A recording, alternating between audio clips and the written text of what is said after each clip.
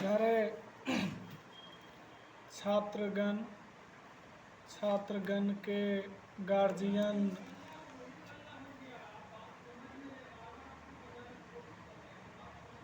बिहार की शिक्षा व्यवस्था तो बिल्कुल ही लाचार है ही, इसमें कोई दो राय की बात नहीं है। जैसा कि दिन प्रतिदिन आप देख रहे हैं कि नए नए वीडियोस, नई नई घटनाएं वायरल हो रही हैं, और उसमें भी मगध यूनिवर्सिटी का तो हालत और ही लाचार है। हम लोग बिहार कनेक्ट के चीफ एडिटर श्री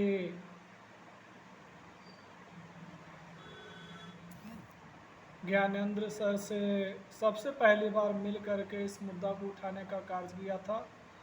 आप बिहार कनेक्ट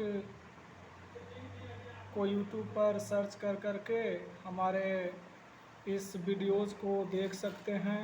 उसमें जो भी समस्याओं को उठाया गया है, प्रत्येक छात्र का उसमें अपनी अपनी ओर से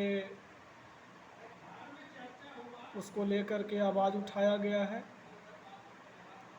और हाल में आप लोग ये देखे होंगे कि नीमाकोल नामक गांव, जो कि नालंदा ज़िला में पड़ता है, हरनौत शायद प्रखंड है, वहाँ का एक बच्चा माननीय मुख्यमंत्री श्री नीतीश कुमार के समक्ष जाकर के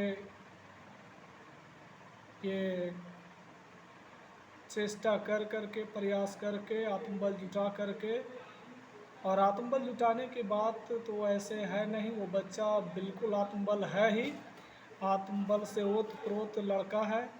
और वहाँ की शिक्षा व्यवस्था पर सवाल खड़ा करता है और सवाल खड़ा किया, और वैसी ही हालात लगभग सभी जगह पे हैं।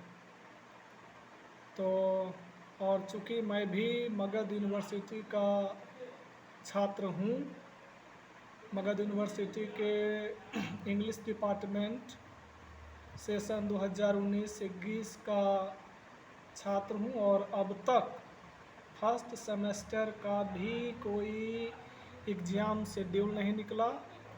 एक बार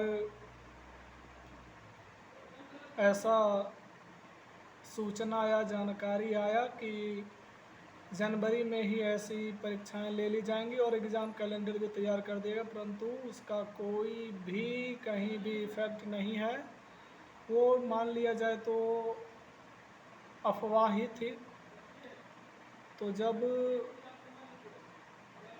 ये बच्चा 11 साल का बच्चा सोनू कुमार जब वायरल हुआ, और मगध यूनिवर्सिटी को लेकर के मैंने भी बहुत सारी बातें कही, हम लोगों ने कही, और फिर 2-4 शब्द मैंने भी गुनगुना दिया यहाँ की शिक्षा व्यवस्था की निम्न स्तरीय व्यवस्था को देखते हुए। तो मेरा क्या कहना था, आप 2 पंक्ति में से सुने। बिहार ई बेहाल बा कैसन सरकार बा, बिहार ई बेहाल बा कैसन सरकार बा, भ्रष्ट है जनता ई भ्रष्ट सरकार बा, भ्रष्ट है जनता। सरकार क्या करेगा, सरकार तो कुछ कर नहीं सकता है। किसी भी समाज को, परिवार को, संस्था को, देश को सुधारने के लिए आम जन को ही आगे आना होगा, आवाज़ अपनी बुलंद करनी होगी। सो भ्रष्ट है जनता ये भ्रष्ट सरकार बा का बात करें शिक्षा का, गली गली में हाहाकार बा, आ नालंदा के बच्चा इस सोनुआ के पुकार बा। तो ऐसा निहाल हो गया है बिहार के शिक्षा का। आप लोग ज़रूर आगे आएँ और अपना आवाज़ उठाएं, ताकि बिहार में एक नई पहल की जाए।